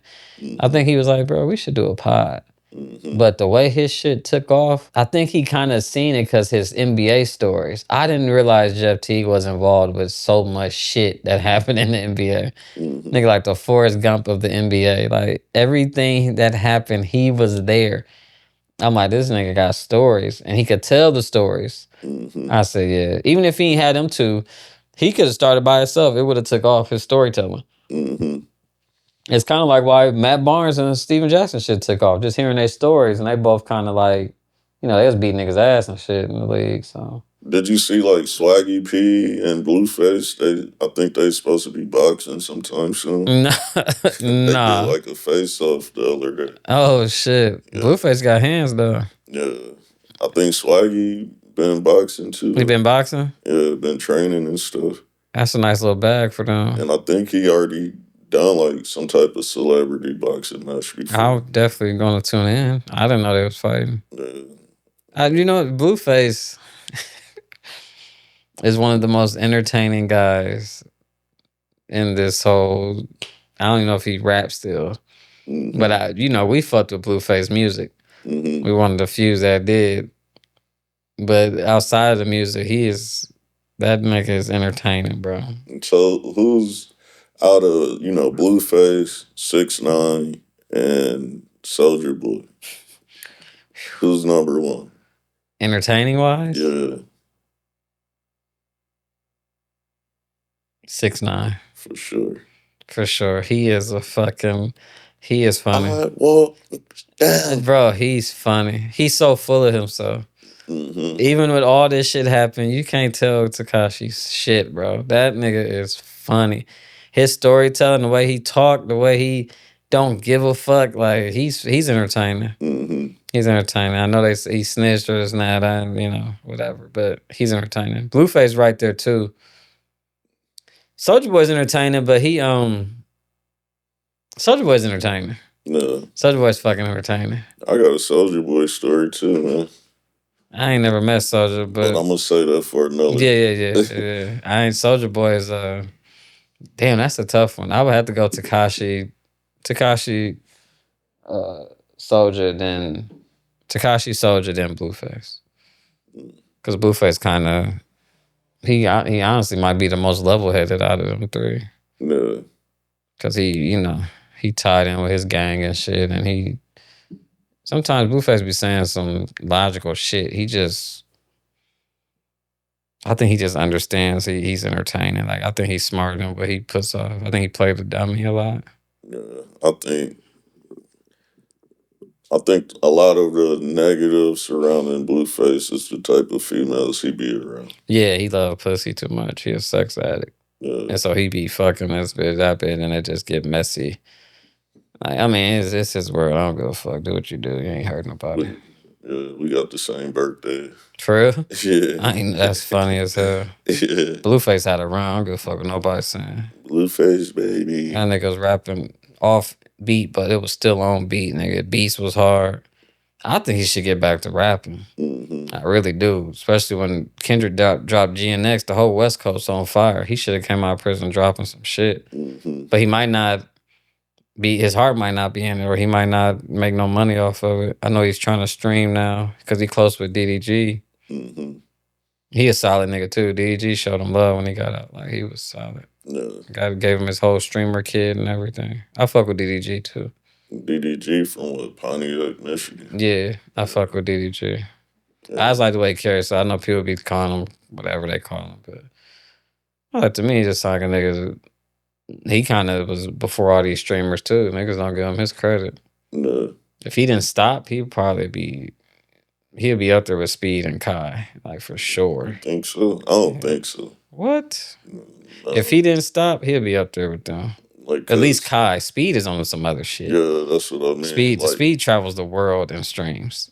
He's different. And the reason why I say, like, Speed and Kai, like, they come up, like, the people that gravitate to them is different than the people that DDG gravitate to. I think he would have had it if he stayed in it. Like, I think he when he tried to do music, he didn't want that type of people coming around because he wanted to be looked at as a serious artist. But I think if he would have stayed just streaming, I think he would have built way more relationships. Like, for example, if you was to take Speed, Kai Cenat, and DDG to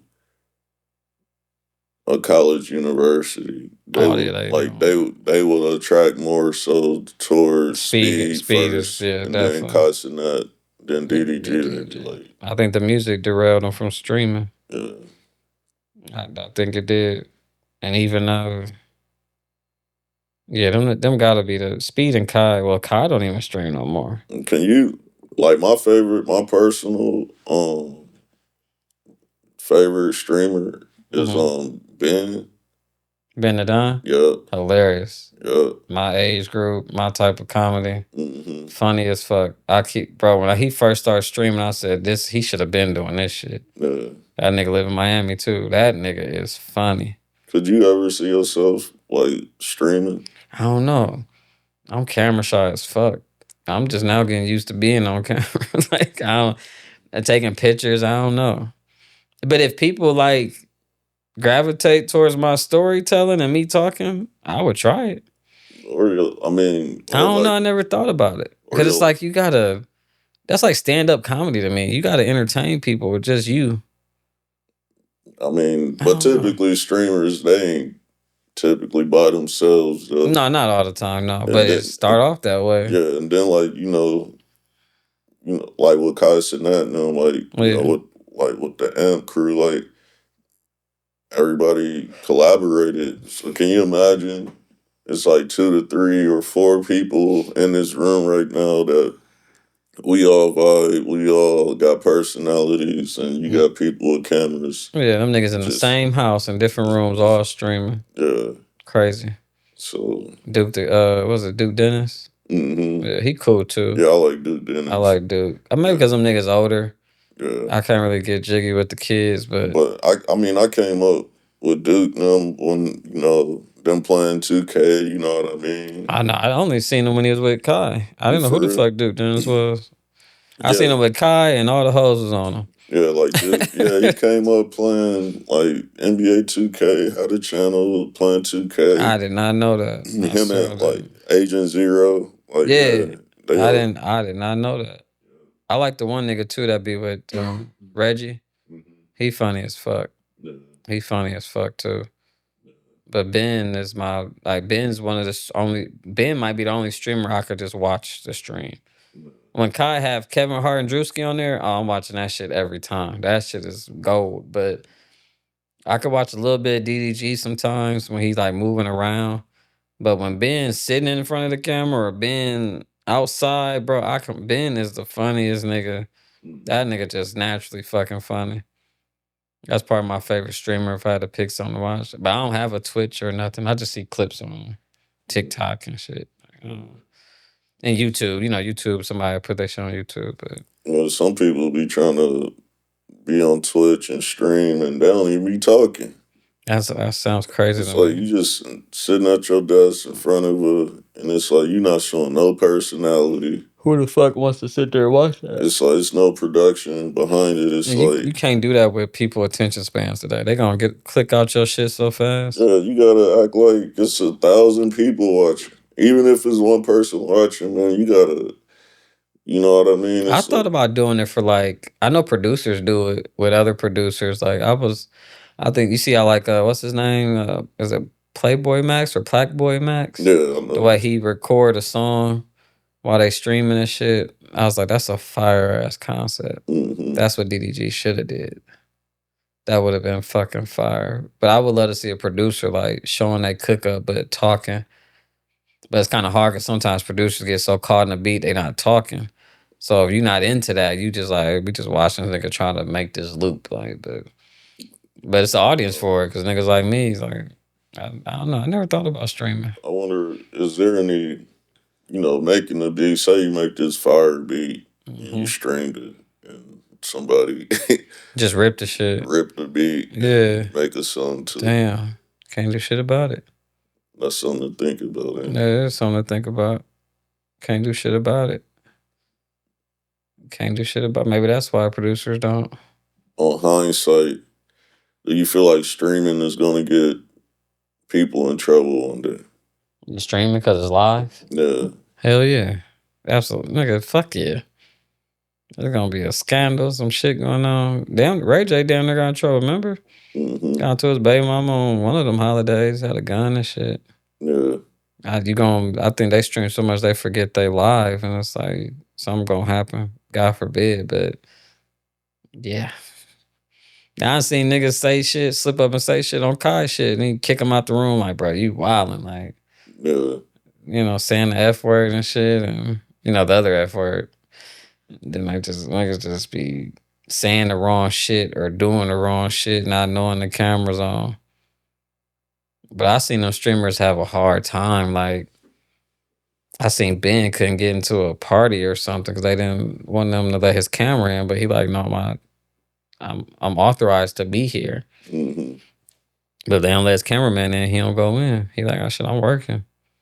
So it's just like, I would never. I want to see it behind the scenes, like what they got to go through, because you can't take your camera everywhere. Yeah. So I wonder what that's like for them. That shit probably annoying, but I want to know the business side. I would love them to get a game. You see how podcasters, just to go back to Joe Budden, how he said he always get a game. Mm-hmm. If you know him and you call him, ask him for the game, he gonna give you the game. Yeah. I wonder, do streamers do that? Yeah, I think they do. I think they do. It seems like they gatekeep a little more, but maybe it's just because it's not our demo. Maybe they do give each other because, well, I don't feel like if it's us or somebody and we approach them like, nah, I don't know you. I don't know you type shit. But yeah, they get a game to each other. Yeah. I just said DDG just hooked Blueface up. So I feel like soon as I think 6ix9ine locked up right now. Yeah, he got locked up. Yeah, but I believe soon as he get out, he gonna start streaming. I can see that. I think it's a few rappers start streaming. I know Polo G start streaming. I think Jaylen Brown been streaming. Yeah. Kyrie streams sometimes. So it's just a way of life at this point. Yeah. Who would have fucking thought? Mm-hmm. Who would have thought? I wish I had a vision of the technology and shit what it could do back then. Could you imagine Drewski being a streamer? Man, I think he tried it. I don't think he liked it. Mm. I think he tried it and didn't like it. I think that's why he just going Kai shit. I think the lane that he's in is perfect. I do want to see Drewski in movies though. It's time. Even though like the movie industry is kind of like awkward right now. Yeah, it's time now. He's just naturally fucking funny. Mm-hmm. Just let him ad lib. You ain't gotta give him no script. Drewski that could have been audition shit he be doing. The funniest shit I ever seen in my life. Yeah. That shit is funny. Drewski is out of here. Yeah. He can't do no wrong right now. I remember when he first started. Yeah. I remember his first videos, low production, just recording with his phone, funny as fuck. Mm-hmm. Now this nigga, his skits look like a movie production every time now. You know who else is dope? I'm not sure what Desi Banks, his skits be pretty dope too. Yeah, hell yeah. That nigga went from just doing phone shit to he getting cop cars, fire trucks and shit. Mm-hmm. Like they next level with these skits, bro. Like it's hard to catch up to that type of shit. I think that's just based off relationships. Mm-hmm. Like, how the fuck you get a fire truck, bro? Yeah, when I met Desi, yeah, you did meet him. Like super humble. Yeah, he humble, hardworking, and like it's the same thing. Like he got a crew of people, and everybody got a role. He got a couple just with the cameras, and when you see people with that type of success, like you just never know what to expect. But to see them that humble and that down to earth, like, was pretty dope. It'd be dope, yeah, to see that they human and they act like a human. Yeah. Ain't nothing worse than an arrogant motherfucker that try to blow you off or something. That should make you look at them different. You damn near don't want to be a fan of their work no more because you know how they truly are. Yeah. But when somebody humble like that and you're already a fan of them, you root for them more. You want to support them more. I think niggas like Desi understand that, like, these my supporters. If they happy to see me, these the people supporting me. Yeah. I heard DC like that too. DC Young Fly. Yeah. They say he take pictures every time. Like he super humble. Yeah. I heard some positive stuff about him. Yeah.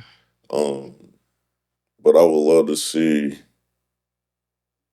Cam Coleman and Desi Banks do some content together. Should be funny as fuck. Oh my God, it would be. Funny as fuck. It would be, because Cam, like, I feel like Cam just need the right situation. I think it's coming too. I think it's like a matter of time with Cam. Because Cam just naturally fucking funny too. Yeah. And then his shit'll just go viral out the blue.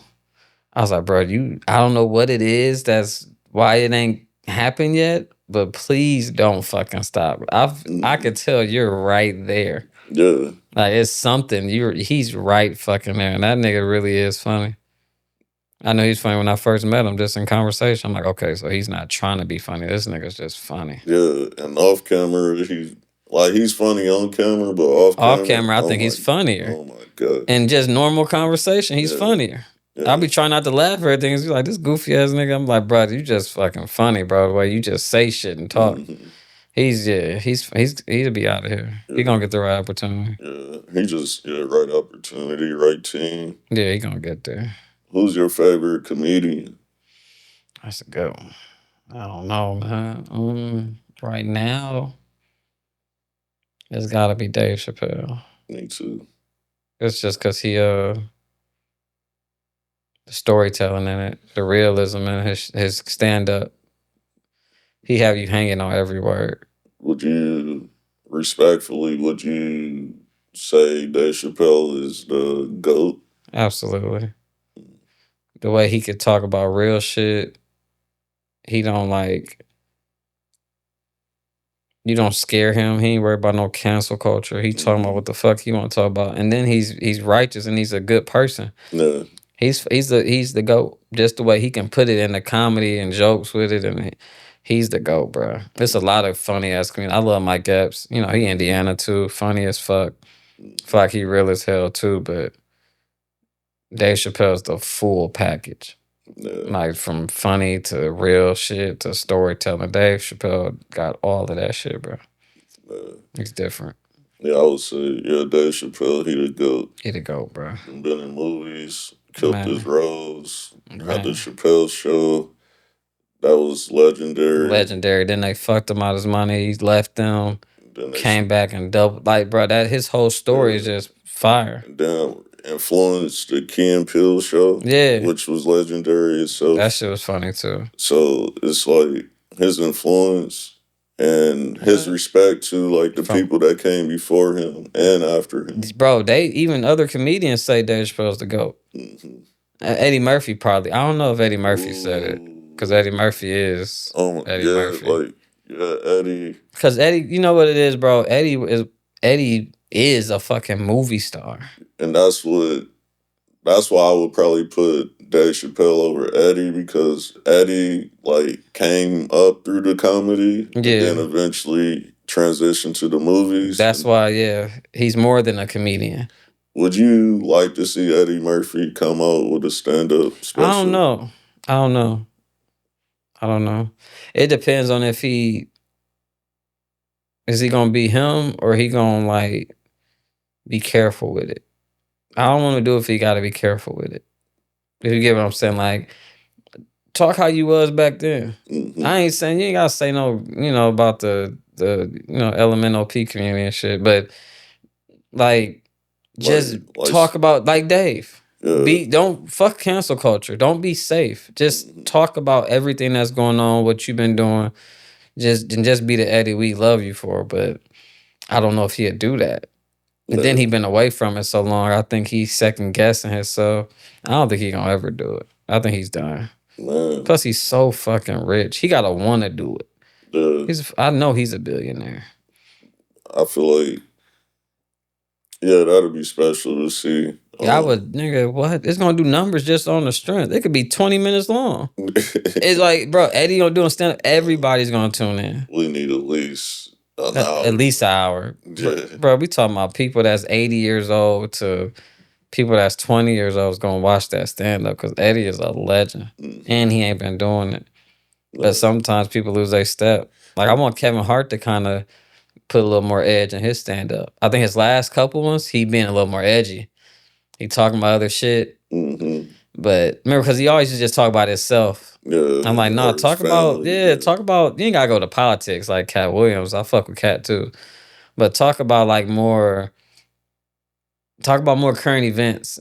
Talk about some people. I think Kevin Hart is way funnier when he don't do stand up. Mm-hmm. I just want him to be a little more edgy with his stand up. I think that's what's keeping him from being up there for me, but he's still up there because he's Kevin Hart. But with the Dave Chappelle, Richard Pryor, Eddie, and the ghosts like that, even Martin, niggas be forgetting Martin. Martin was crazy, bro.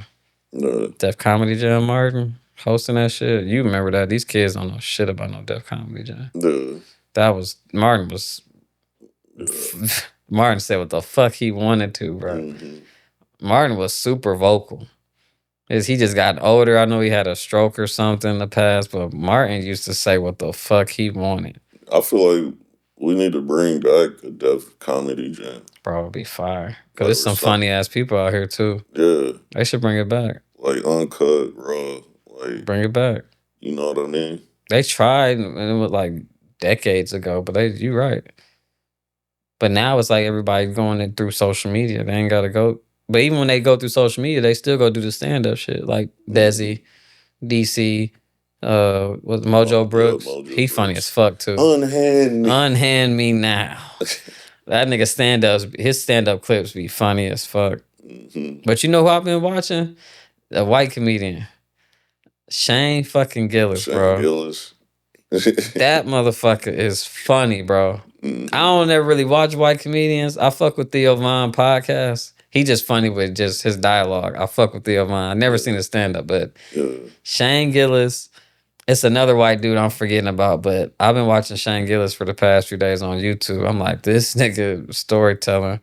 Ever since he hosted the ESPYs, I started looking up his shit. I'm like, this nigga funny, bro. Like the way he talk about sensitive shit, that nigga like funny. He know how to get under people's skin. And be funny with it. Like he be offensive, but it be funny. I don't know how to explain his comedy. He like, it's dark, but it's not like asshole shit. It's just, bro, if you don't think Shane Gillis funny, you just don't like to laugh. Yeah. That motherfucker funny. That's the only nigga that can say borderline racist shit and I'm still laughing. He do be saying borderline. Bro, and I'll be fucking rolling. That nigga funny, bro. I'm telling you, he's funny. He's funny with it. He be saying some shit, bro. He's funny.